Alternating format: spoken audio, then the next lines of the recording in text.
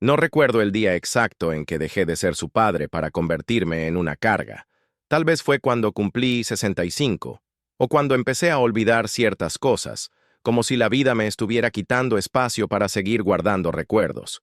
Pero lo que sí recuerdo con precisión, como si estuviera tallado a fuego lento dentro de mí, fue la tarde en que escuché esas palabras.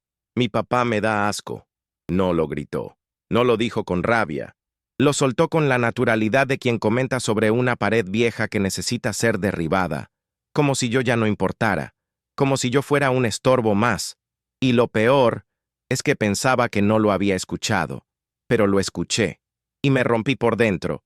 Yo estaba en la cocina, justo detrás del marco de la puerta, preparando café como lo hacía cada tarde desde que mi esposa murió. Siempre había café en esta casa. Era mi forma de decir que la vida seguía, aunque a veces doliera, que todavía había algo cálido, incluso en los días fríos. Él estaba en la sala, hablando por teléfono. Ni siquiera sé con quién, tal vez con su esposa, o con uno de esos amigos suyos que se creen superiores porque manejan un carro nuevo y usan relojes de marca. Sí, vive conmigo, pero no hace nada. Solo está ahí sentado todo el día. Huele raro. Me da asco. No temblé. No solté la taza. No dije nada. Solo cerré los ojos y respiré. El café seguía hirviendo. El corazón también. Volví a mi habitación sin hacer ruido. Me senté al borde de la cama y miré mis manos, esas manos que alguna vez lo levantaron cuando se caía, esas que construyeron esta casa con ayuda de mi suegro, cuando apenas teníamos para comer, esas manos que ahora, según él, solo sirven para estorbar. Trabajé casi 40 años en la carpintería municipal. Nunca fui rico, pero jamás nos faltó un techo, pan en la mesa y dignidad. Nunca me quejé cuando él repetía de año, se metía en líos, o simplemente no encontraba rumbo. Yo estuve ahí. Siempre estuve ahí. ¿Y ahora? Le doy asco. Esa noche no bajé a cenar. Fingí que me sentía mal del estómago. Me encerré no por cobardía, sino por respeto a mí mismo. A veces el silencio no es debilidad, es solo una pausa, antes de lo inevitable. Al día siguiente desperté antes del amanecer. Revisé una caja de madera que guardaba en el fondo del armario. Dentro estaban los documentos, la escritura de la casa, los pagos al día y el contrato que había preparado hacía 2 años cuando pensé en venderla. Pero me arrepentí. La propiedad seguía a mi nombre. Mi hijo, tan ocupado en sus asuntos, nunca se preocupó en revisar nada. Creía que ya me había apropiado del sofá, pero no sabía quién era el verdadero dueño del suelo que pisaba. Me puse mi camisa azul con bolsillos al frente, la misma que usé en el bautizo de mi nieto, y salí rumbo al centro. Caminé despacio, como quien va dejando algo atrás. Fui a la inmobiliaria de un viejo amigo. ¿Aún está en venta la casa, don Joaquín?, me preguntó. Ahora sí lo está, respondí sin pestañear. ¿Y su familia? Todavía no lo saben, pero pronto entenderán. Firmé sin temblar. No por venganza, sino porque entendí por fin que cuando el respeto muere, también se muere el hogar. Regresé a la casa con el sol apenas tocando las tejas. Mi hijo aún dormía. Todo parecía igual. Pero dentro de mí, algo se había roto. Y también, algo había nacido. Esa mañana, mientras el sol apenas despuntaba por la ventana de la cocina, volví a preparar café, como siempre. El ritual no había cambiado, pero el sabor, ese sí, era más amargo, aunque no le había puesto menos azúcar. Amargo porque ahora sabía que ese café ya no era un símbolo de hogar, sino de despedida. Y lo más irónico es que él, mi hijo, aún dormía profundamente, como si el mundo entero le debiera descanso. Me senté en la mesa, solo, observando los pequeños detalles de la casa. La mancha de humedad que siempre prometí arreglar. El reloj de pared que llevaba meses detenido en la misma hora. Las fotos enmarcadas que aún colgaban en la sala. Su primer cumpleaños, su graduación, el día de su boda. Todos momentos en los que estuve presente, con una sonrisa que ahora me parece ingenua. ¿Cómo se llega a este punto? ¿Cómo un hijo puede despreciar a quien lo crió, alimentó y protegió? Me hice esa pregunta muchas veces y siempre encontraba una sola respuesta: orgullo. Él creció creyendo que debía superar a su padre. Y lo logró, al menos en lo material. Tiene un buen trabajo, un carro del año, una esposa altiva que lo mira todo desde arriba y un hijo que apenas me dirige la palabra. Pero en su intento por construirse a sí mismo, olvidó lo que lo sostenía. Y lo que más me dolía no era el desprecio, era la indiferencia. Esa frialdad con la que se acostumbró a verme como parte del mobiliario, como si yo ya no formara parte de la historia que él quiere contar. Cuando se despertó, ya eran más de las 10. Bajó sin saludar, con el teléfono en la mano, enviando mensajes y riendo con alguien. Ni siquiera miró hacia mi lado. «Buenos días», dije. «Ajá», respondió sin levantar la vista. Tomó café, comió pan y subió de nuevo. No hubo conversación. No hubo siquiera contacto visual. Y ahí entendí que ya no éramos padre e hijo. Éramos solo dos personas viviendo bajo el mismo techo por inercia. Por la tarde me llamó Patricia, la esposa de mi hijo. «Don Joaquín, ¿podemos hablar?» «Claro», respondí, sabiendo perfectamente a qué venía. Se sentó en el sofá con esa postura de superioridad que tanto la caracterizaba. «Estuvimos pensando que quizás sería mejor que usted se mudara a la casa de reposo que le mostramos hace unos meses. Tiene cuidados médicos, buena comida y estaría con personas de su edad». No me sorprendió. Lo que me sorprendió fue que ni siquiera intentaron suavizar la idea. «¿Y por qué ahora?», pregunté. «Usted sabe, ya está mayor. A veces se le olvidan cosas. Y además, la casa es grande y tenemos planes». Ahí estaba. «Tenemos planes». Ya no cabía en esos planes. Ya no era parte de esa historia. Me limité a asentir, con una calma que la desconcertó. «Lo pensaré», dije, levantándome con dignidad. Pero no iba a pensarlo. La decisión ya estaba tomada. La casa estaba vendida. Lo único que quedaba por hacer era prepararme emocionalmente. Así que subí a mi habitación, tomé una caja de cartón y empecé a guardar mis cosas más preciadas. Una libreta con poemas que escribí para mi esposa, una fotografía mía con mi padre, un reloj de bolsillo que me regaló mi abuelo y un sobre cerrado con mi nombre, que nunca me atreví a abrir. Era de mi esposa. Lo encontré el día después de su funeral, pero aún no tenía fuerzas para leerlo. Algo en mi interior me decía que ese momento se acercaba. Esa noche, la cena fue tan silenciosa como de costumbre. Solo que esta vez, yo observaba todo con otros ojos. Sabía que era la última vez que me sentaría a esa mesa como dueño de esa casa, y me prometí que no iba a hacer un escándalo. No iba a gritar ni a lanzar reproches. Mi justicia sería silenciosa, pero certera. Al día siguiente volví a la inmobiliaria y firmé los documentos finales. «¿Está seguro, don Joaquín?», preguntó el agente. «Más que nunca», respondí, mirando con firmeza. Le pedí que notificara al nuevo dueño discretamente que yo mismo le entregaría las llaves en 3 días. Quería que todo estuviera en orden, limpio, digno, porque aunque ellos me hubieran tratado como un viejo estorbo, esa casa seguía siendo mi templo, y no iba a permitir que la despedida fuera sucia. Cuando regresé, Patricia y mi hijo no estaban. Aproveché para limpiar mi habitación, organizar mis cosas y escribir una carta. Una carta que dejaría sobre la mesa del comedor, bajo su taza de café. No era una carta de odio, era una carta de liberación. Y aunque no lo sabían todavía, en 3 días ya no sería su casa, ni tampoco su historia. No dormí esa noche, no porque tuviera miedo ni por remordimiento. Dormir no era lo urgente. Lo urgente era no olvidar nada, no dejar ninguna grieta por donde pudiera colarse la culpa. Aunque me doliera el alma, había algo más fuerte que el dolor, la certeza. Cuando el reloj marcó las 5:30 de la mañana, me levanté sin hacer ruido. La casa aún dormía. Caminé hasta la cocina con pasos lentos y firmes. Preparé café, como cada día, pero esta vez no era para compartirlo, sino para cerrar un ciclo.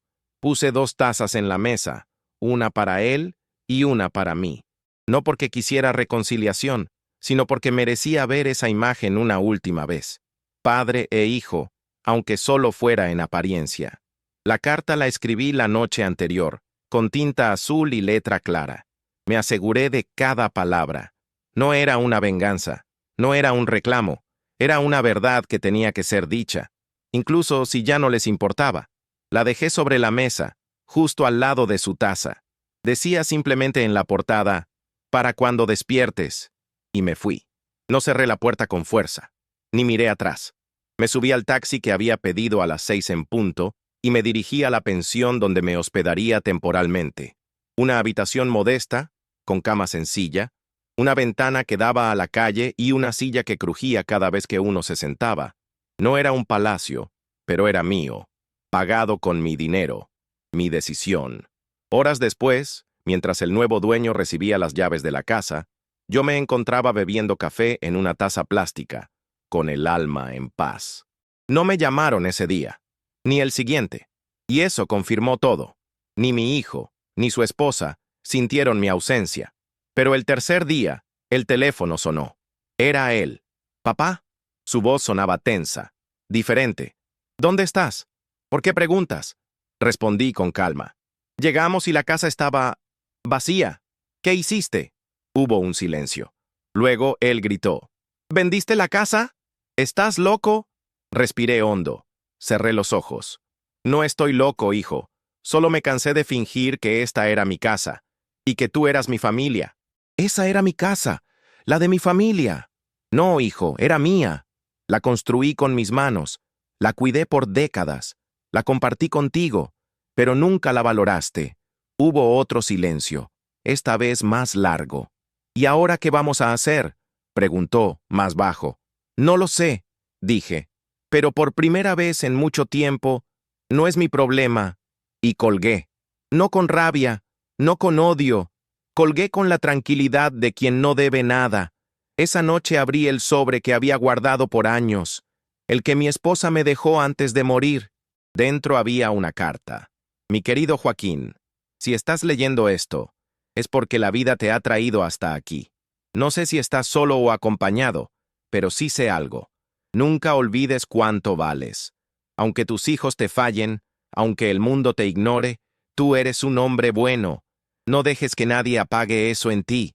Si algún día el hogar se convierte en una jaula, ten el valor de volar. Con amor eterno, Clara».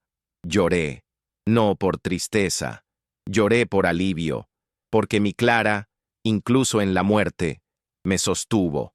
Y ahí entendí que la verdadera justicia no es hacer sufrir al otro, es recuperar la paz que nos fue arrebatada. No todos los silencios duelen, algunos curan, algunos, como este que ahora me acompaña, se sienten como una manta suave que me protege del ruido del desprecio. Ya habían pasado 3 días desde aquella llamada, 3 días desde que escuché en la voz de mi hijo, por primera vez en años, una emoción distinta al fastidio, incertidumbre. Era como si por fin se hubiera dado cuenta de que no todo gira a su alrededor, como si por fin el mundo real lo hubiera tocado. Yo seguía en la pensión, un lugar sencillo, sí, pero lleno de humanidad.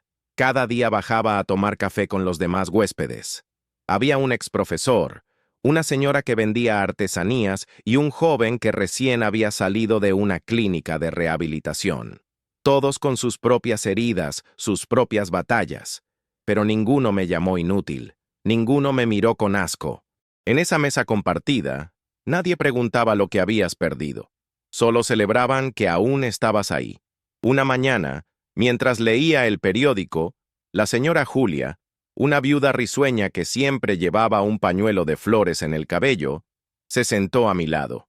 «¿Puedo?», preguntó, señalando la silla. «Claro», respondí con una sonrisa. «Usted siempre se ve tan tranquilo, don Joaquín, como si nada le doliera. Tranquilo por fuera, señora Julia. Por dentro, a veces el corazón tiene remiendos que nadie ve». Ella asintió, como quien entiende sin necesidad de más palabras. Fue entonces cuando noté algo. Por primera vez en mucho tiempo, no sentía necesidad de justificarme. No sentía vergüenza. No me hacía falta demostrar nada a nadie. Había perdido una casa, sí. Había renunciado a una familia que me había dado la espalda. Pero también había ganado algo. Mi dignidad. Esa misma tarde, recibí un mensaje en el teléfono. Era de Patricia, mi nuera. No lo abrí de inmediato. Lo dejé ahí en la pantalla como una piedra que uno evita patear. Pero al final, la curiosidad fue más fuerte. El mensaje decía: «Don Joaquín, necesitamos hablar. Por favor. Lo que hizo nos dejó en una situación complicada. No tenemos dónde quedarnos. Mi hijo está desesperado. Por favor, conteste». Desesperado. Qué palabra tan fuerte. Qué ironía. Durante años fui yo quien estuvo desesperado por recibir una mirada, una palabra de afecto, un gesto de gratitud. Y ahora que el suelo se les movía, venían a mí con súplica. No por amor, no por remordimiento, por necesidad. No respondí. La verdadera justicia no necesita explicaciones. Y yo ya había dicho todo lo que tenía que decir, con hechos. Esa noche escribí en mi libreta algo que nunca había tenido valor de admitir en voz alta. No soy un estorbo. Soy un ser humano que amó, que construyó, que sostuvo. Y si mi silencio hoy duele, es porque durante años grité en silencio y nadie quiso escuchar. Me dormí con el cuaderno en el pecho, como si cada palabra fuera una caricia sobre las cicatrices. Al día siguiente, recibí una visita inesperada. Era Andrés, mi nieto, el único hijo de mi hijo. Tenía 14 años. Lo vi parado en la entrada de la pensión, con una mochila colgada en un solo hombro y los ojos hinchados de tanto llorar. «Abuelo», dijo con voz temblorosa. «Andrés». Mi voz casi no salió. «¿Qué haces aquí?» «Escapé. Mis papás solo gritan. Mi papá está furioso contigo. Dice cosas horribles. Pero yo te extraño». No supe qué decir. Solo lo abracé. Lo abracé con todo lo que tenía, como si ese abrazo pudiera coser todo lo que su padre había roto. «Sabes que no puedes quedarte aquí, ¿verdad?», le dije después de unos minutos. «Lo sé», respondió bajando la mirada. «Solo quería verte, saber que estabas bien y darte esto». Sacó un papel doblado de su bolsillo.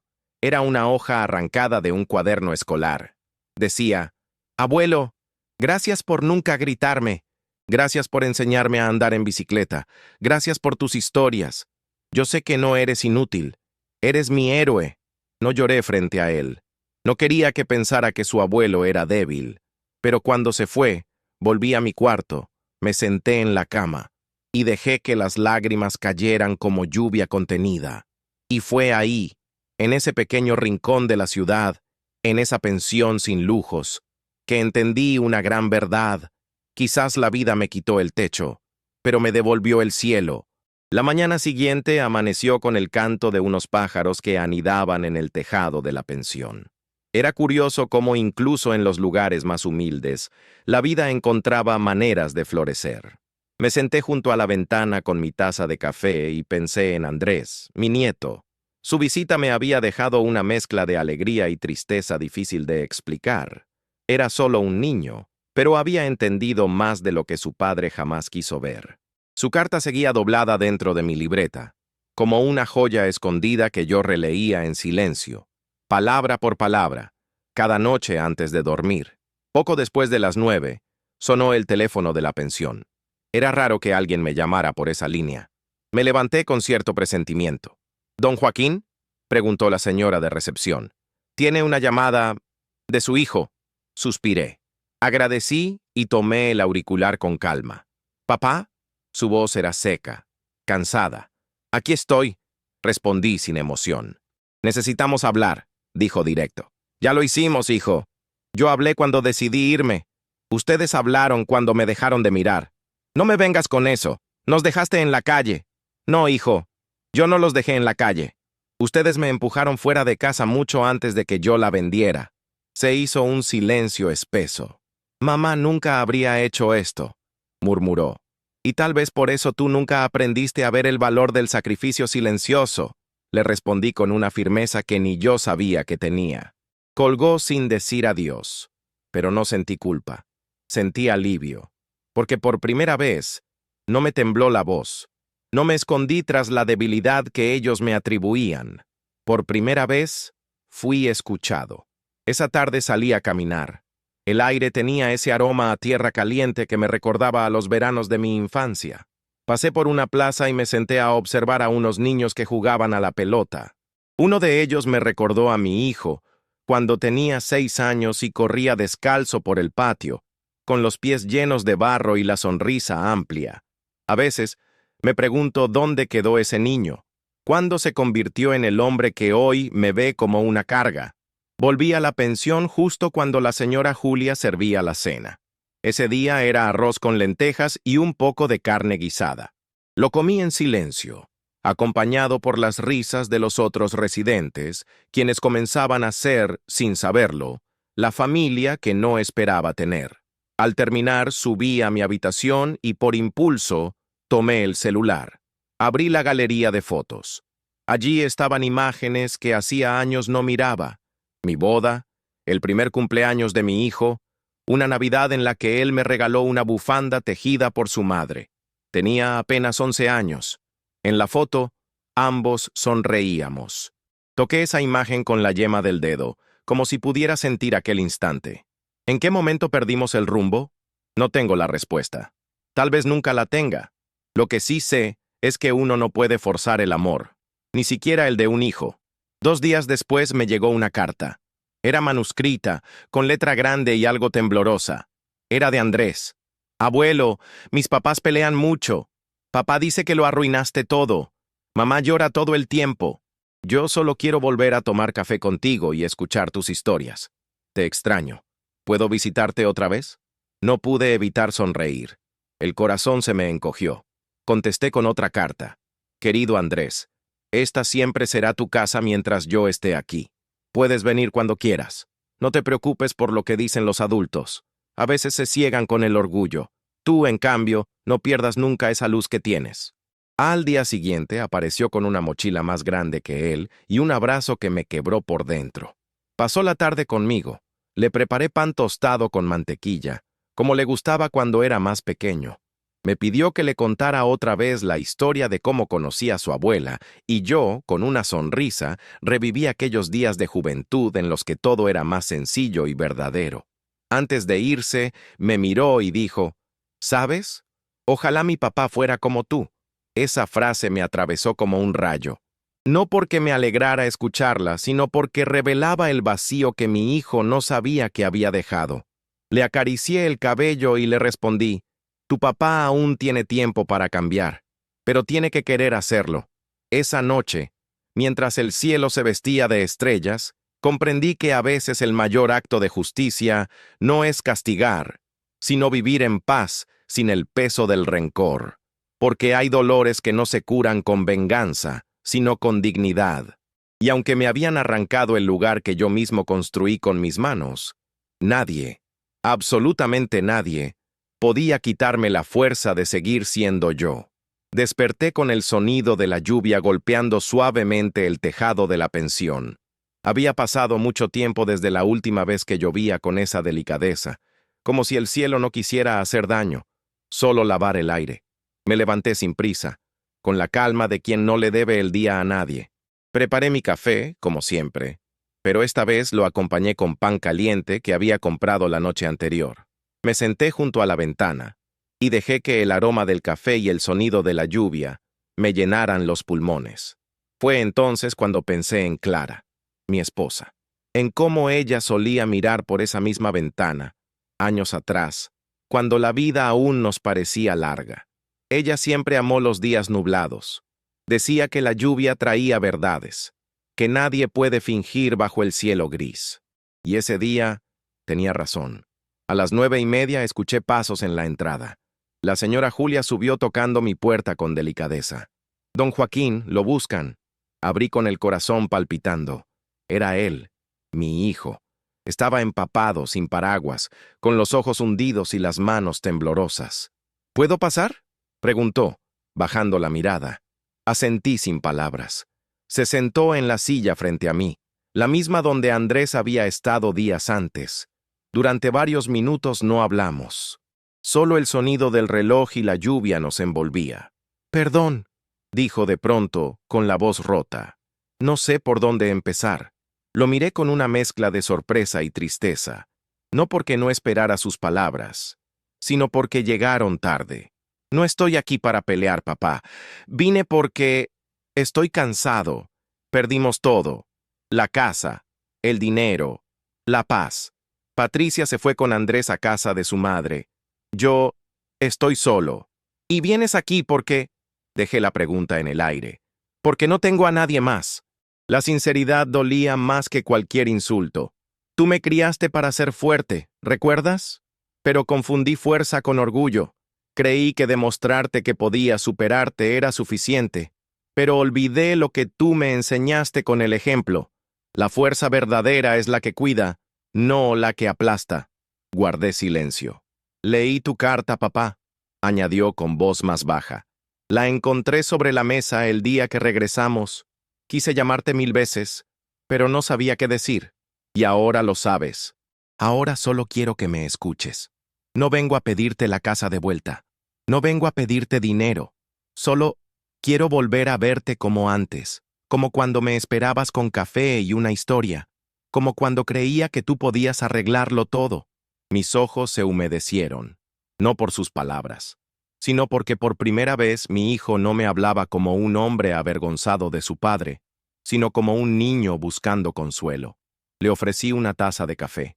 La tomó con ambas manos, como si le pesara el alma. No tengo respuestas para todo, le dije, pero sí tengo memoria, y no olvido lo que me hiciste sentir. Aún así, estoy aquí, y eso significa algo. ¿Tú me perdonas? El perdón no es una llave mágica, hijo. No abre puertas cerradas con desprecio. El perdón es tiempo, es humildad, es constancia. No sé si ya estoy ahí, pero el hecho de que estés aquí, empapado, con los ojos rojos, ya dice más que cualquier disculpa. Nos quedamos en silencio otra vez. Al rato, bajamos juntos a desayunar con los demás. Algunos lo reconocieron de fotos en mi habitación. Nadie hizo preguntas. Solo lo miraban con ese respeto que se reserva para quien vuelve sin máscara. Mientras comíamos, él me preguntó, ¿por qué vendiste la casa, papá? Porque ya no era hogar, y yo no soy de quedarme donde ya no soy bienvenido. ¿Y esta pensión lo es? No sé, respondí, pero aquí, cuando hablo, me escuchan. Él bajó la cabeza. ¿Crees que aún puedo reconstruir lo que rompí?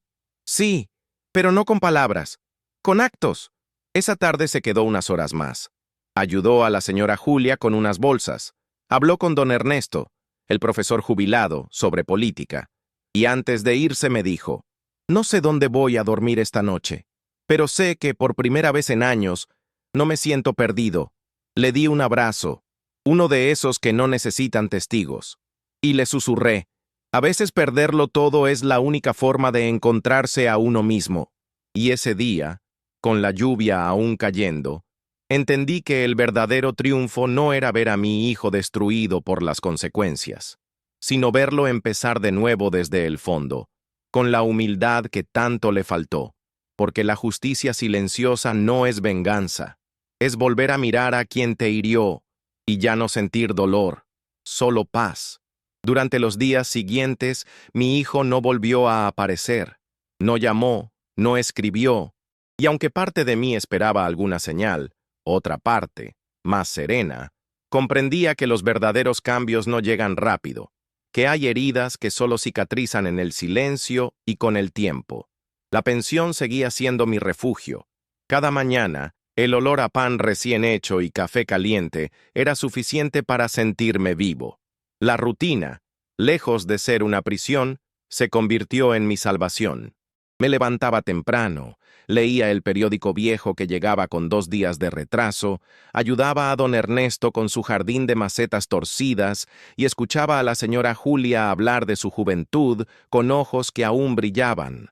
Era curioso cómo, en un lugar tan pequeño, uno podía sentirse tan libre. Allí nadie me exigía nada. Nadie me medía por lo que producía o por la cantidad de dinero que llevaba al hogar. Allí era simplemente don Joaquín, un hombre que había vivido lo suficiente para saber que la paz no se negocia. Una tarde, mientras acomodaba unos libros en la pequeña estantería del comedor común, entró Patricia. No la había visto desde la última cena en la casa antigua.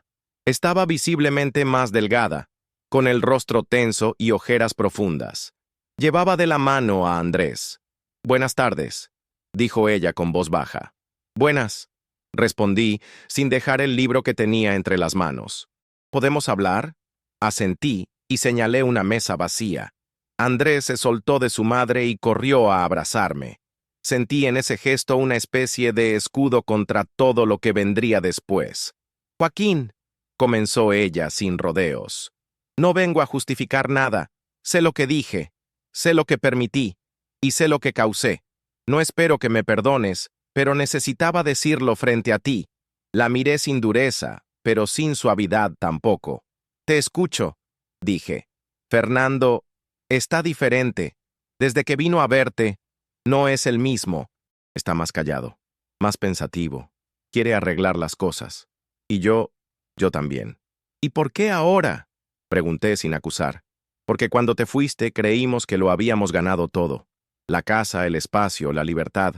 Pero nos dimos cuenta demasiado tarde que lo único que teníamos eras tú. Tú eras el centro, el equilibrio, el que sostenía la historia. Aunque no hablaba mucho, suspiró. Tenía lágrimas contenidas, pero no las dejaba caer. Yo era orgullosa, lo sé. No soportaba la idea de tener un viejo en casa que me recordara que algún día yo también iba a llegar a esa edad. Y tú estabas ahí, callado, sin molestar, solo existiendo. Y aún así, nos molestaba. Qué cruel es eso. Guardé silencio.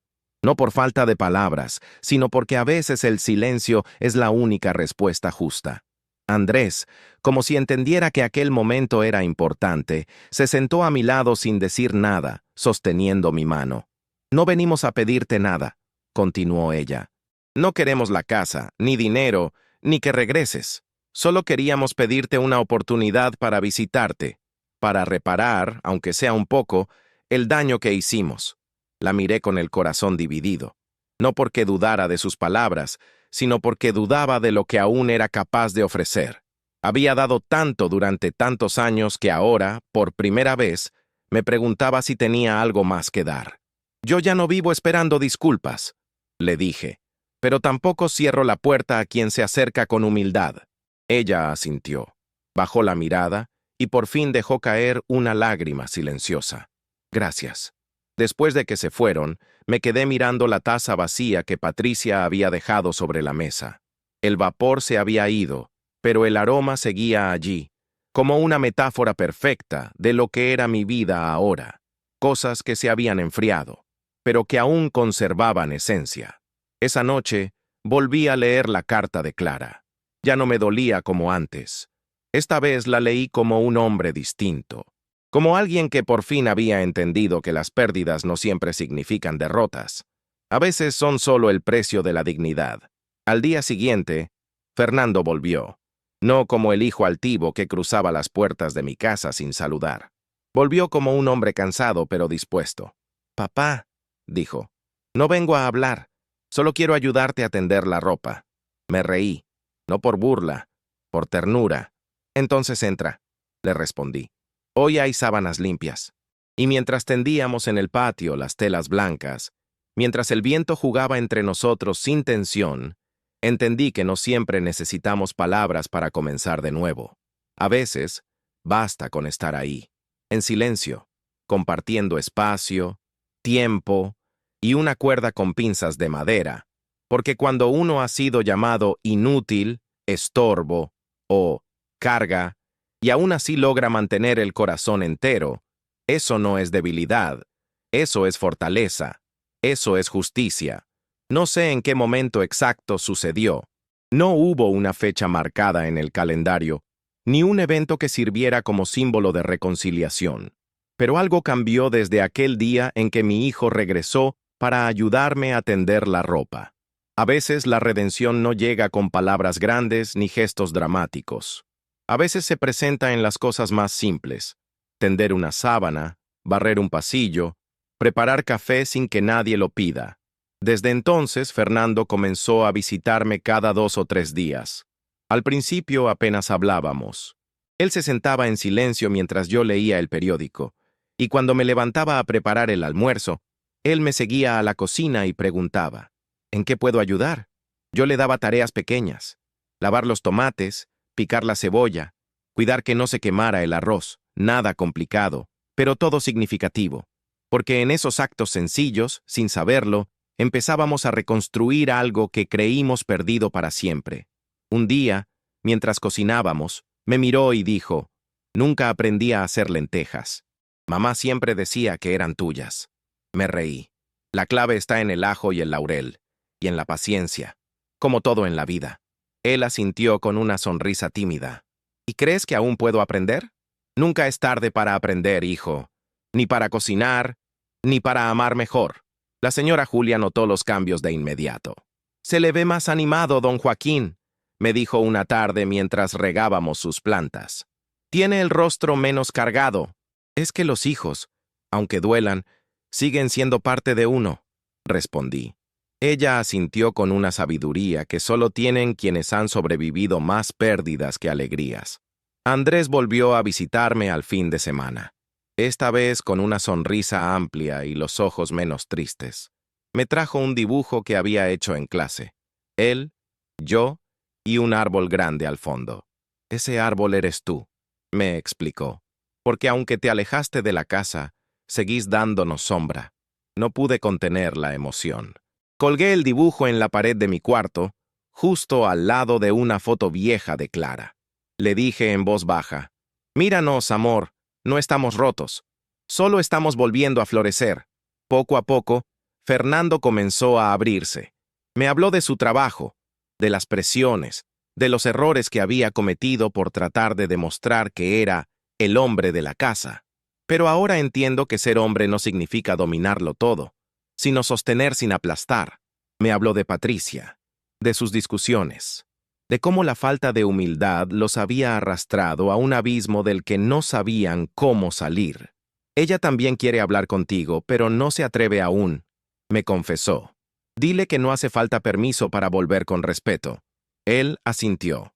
Lo entendió todo sin más palabras. Una tarde cualquiera, Fernando llegó con una caja de madera. «La hice yo», dijo, mostrándome su interior, «para guardar tus cuadernos y cartas». Me sentí conmovido. No por el objeto, sino por lo que significaba. Él empezaba a entender mi valor más allá de lo tangible. «Gracias, hijo». Nos sentamos juntos a clasificar mis escritos. Le mostré poemas, cartas a Clara que nunca envié, fotos de cuando él era niño. «¿Puedo llevarme esta?», preguntó, señalando una donde salíamos los tres en el jardín. «Claro que sí, pero cuídala, es una semilla». «¿Semilla?» «Sí, de todo lo que estás empezando a volver a sembrar». Esa noche volví a leer la carta de Clara, esta vez en voz alta. Fernando escuchó cada palabra como si fueran piedras preciosas. Al terminar, no dijo nada, solo me abrazó. Un abrazo largo, fuerte, de esos que uno guarda en el pecho para siempre. «Perdón por haber tardado tanto», murmuró. «Lo importante es que llegaste». A la mañana siguiente, mientras tomábamos café bajo el sol tímido del patio, le dije, «¿Sabes por qué vendí la casa? Por dolor. Sí, pero también por amor propio. Porque un hombre no puede vivir donde no lo respetan. ¿Y ahora, te arrepientes?». Lo miré a los ojos. «No, porque si no lo hubiera hecho, tú nunca habrías vuelto como lo estás haciendo ahora». Ese día entendí que a veces la pérdida es la puerta hacia la redención, que no todo lo que se rompe está destinado a quedarse en pedazos, que cuando el amor es real, puede reconstruirse incluso sobre ruinas. Y por primera vez en muchos años, me sentí en casa, aunque no fuera dueño de ningún techo, porque hogar no es donde se duerme, es donde uno ya no duele. Los días transcurrían con una extraña serenidad, como si todo lo vivido antes hubiera sido una tormenta necesaria para llegar a este remanso. Mi hijo seguía visitándome con frecuencia, ya no por compromiso ni culpa, sino por decisión. Andrés a veces venía con él, otras veces solo, y entre cafés, caminatas y silencios compartidos, algo se estaba curando, aunque aún no sabíamos nombrarlo. Una tarde cualquiera, Fernando llegó con una carpeta en la mano. Me pareció nervioso, más de lo habitual. Se sentó frente a mí, respiró hondo y dijo, «Papá, necesito mostrarte algo». Puso la carpeta sobre la mesa y la abrió. Dentro había papeles notariales, planos y un croquis de un pequeño terreno. «¿Qué es esto?», pregunté sin entender del todo. Es un terreno que compré hace un par de años. Pensaba construir una segunda casa, una cabaña de descanso. Nunca lo hice. Pero ahora quiero que lo veas tú. Pasé mis dedos sobre el papel, lento. No entendía aún a dónde quería llegar. Quiero construir una casa para ti, dijo, al fin. No es una mansión, pero será tuya. En tu nombre. Sin condiciones. Sin espera. Solo para devolverte un poco de todo lo que me diste. Lo miré. Por un instante sentí que mi cuerpo entero se quedaba sin aire. ¿Por qué ahora? Porque ya no me importa lo que otros piensen.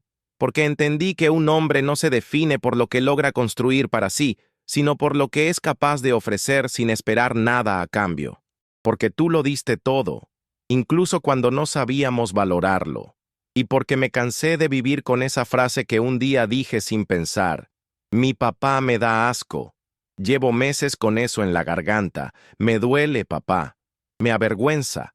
Pero no puedo cambiar el pasado. Solo puedo hacer algo con lo que queda. No supe qué responder. Quise abrazarlo, pero no me moví. No por orgullo, sino porque el corazón me temblaba por dentro y necesitaba sostenerme de mí mismo para no quebrarme. Yo no necesito una casa, hijo, dije con la voz apenas firme. Necesitaba esto, escucharte, verte así, sentir que valió la pena no rendirme. Y yo necesitaba hacer algo más que decir perdón, dijo bajando la mirada. No sé si alcanza, pero es lo que tengo. Lo que tienes, hijo, es suficiente. Los días siguientes estuvimos revisando juntos el diseño. Andrés quiso aportar con ideas para el jardín, y Patricia, que aún no se atrevía a venir, envió una carta escrita a mano con una sola frase. Gracias por no cerrar la puerta del todo. La guardé en mi libreta. No por nostalgia, sino por justicia. Porque cuando alguien hace el esfuerzo de reparar, merece ser escuchado, aunque la herida no desaparezca del todo.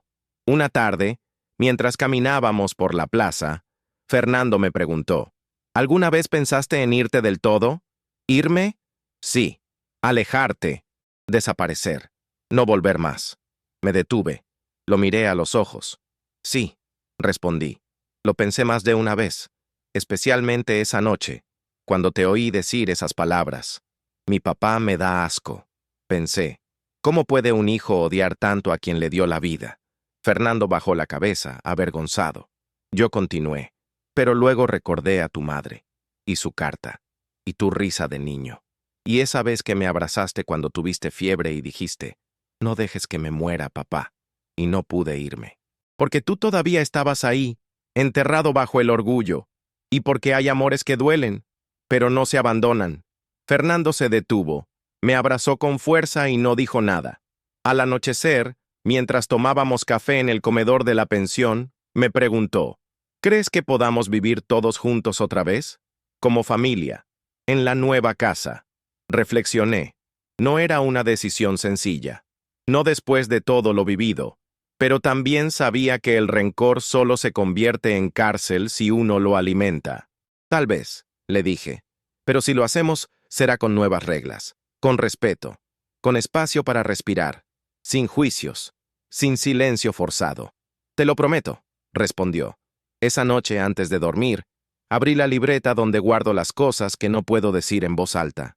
Escribí, hoy no me siento inútil, ni viejo, hoy me siento visto, escuchado, amado, tal vez, pero sobre todo, libre. Libre de tener que demostrar quién soy. Porque quienes importan, ya lo saben. Y por primera vez desde que me fui de aquella casa, dormí profundamente, sin interrupciones, sin recuerdos afilados, solo yo, y mi dignidad intacta, porque la justicia silenciosa no se grita, se respira. Aquel día amanecí más temprano que de costumbre, no por insomnio, sino por un cosquilleo extraño en el pecho, como si mi cuerpo supiera que estaba por comenzar un nuevo capítulo, aunque el calendario no marcara ninguna celebración. Me vestí con mi camisa blanca de lino, la que había guardado para ocasiones especiales y que casi nunca usaba. Me miré al espejo y por primera vez en años, no vi a un hombre cansado, sino a alguien que sobrevivió al olvido. Fernando pasó a buscarme a las 9. Venía con Andrés y, para mi sorpresa, también venía Patricia. Ella bajó del auto con la mirada baja, las manos juntas y un gesto de humildad que no le conocía. Gracias por permitirnos estar aquí, fue lo primero que dijo. Gracias por venir, respondí. No necesitábamos más. A veces, las heridas no sanan con palabras, sino con presencia. El terreno estaba en las afueras, lejos del bullicio de la ciudad, rodeado de árboles altos y aire limpio. La casa aún no estaba terminada, pero ya tenía estructura, techo, ventanas y una entrada amplia con un porche de madera. Era modesta, pero hermosa, no por sus acabados, sino por lo que representaba. Fernando me tomó del brazo y me llevó a la puerta. Papá, este lugar es tuyo, y no tiene llaves. Lo miré, confundido. ¿Cómo que no tiene llaves? Porque aquí nadie será dueño de nada más que del respeto que nos tengamos, porque no quiero más puertas cerradas entre nosotros. Tuve que contener las lágrimas. Entramos. La sala era sencilla, pero acogedora. Había espacio para una mesa redonda, una estantería con mis libros, una mecedora que Andrés ya había pedido como su rincón, y una chimenea que Fernando prometió terminar él mismo. Subimos a ver el cuarto principal. Tenía una ventana grande que daba al bosque. En el alféizar, Patricia había puesto una planta. «Es de lavanda», dijo. «Dicen que calma el alma». Sonreí. Era un gesto pequeño, pero lleno de significado. Pasamos la tarde allí. Prepararon un almuerzo sencillo. Arroz, ensalada, pan recién horneado. Comimos en el suelo, sobre mantas, como si estuviéramos celebrando algo secreto. Y en el fondo, lo estábamos. Celebrábamos la victoria del amor sobre el orgullo, del respeto sobre la costumbre, del silencio que cura sobre las palabras que hieren. Después del almuerzo, Andrés se sentó a mis pies y me pidió que le contara una historia. La de la casa que se fue, pero que volvió, dijo, sonriendo. Entonces le conté todo, sin adornos, sin rencor, con la verdad entera. Le conté cómo un día alguien me llamó viejo inútil, cómo decidí marcharme en silencio, cómo vendí la casa sin gritos, sin escándalos, cómo me dolió más que ninguna herida física, y cómo poco a poco la justicia llegó, pero no como venganza, sino como un abrazo que había tardado en llegar. Andrés me miraba con los ojos grandes, sin entender todo, pero sintiéndolo. ¿Y ahora estás feliz, abuelo?, preguntó. Estoy en paz. ¿Qué es mejor que ser feliz?, respondí. Antes de irnos, Fernando me entregó un sobre. Es solo un papel, pero quería que lo tuvieras tú. Lo abrí. Era la escritura de la nueva casa. A mi nombre, firmada, registrada, legal. No hacía falta esto, dije. Lo sé, pero quería que supieras que lo hice por respeto, no por obligación. Que este hogar existe porque tú nos enseñaste qué es un hogar. Cuando ya lo habíamos olvidado, no respondí. Solo lo abracé. Y sentí que algo se cerraba. Algo que llevaba años abierto y sangrando en silencio. De regreso a la pensión, la señora Julia me recibió con una sonrisa. ¿Y cómo estuvo la visita?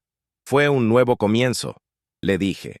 Esa noche, mientras preparaba mi última taza de café en aquel lugar que tanto me había sostenido, supe que era hora de partir. No porque escapara, sino porque por fin tenía a dónde volver. Al día siguiente empacaríamos mis cosas. Fernando vendría con Andrés a ayudarme.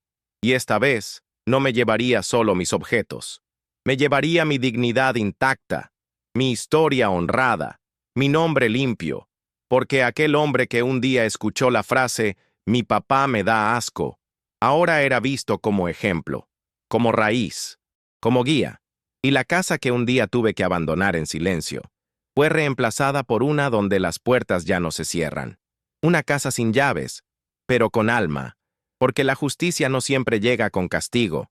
A veces llega con algo mucho más poderoso: reconocimiento.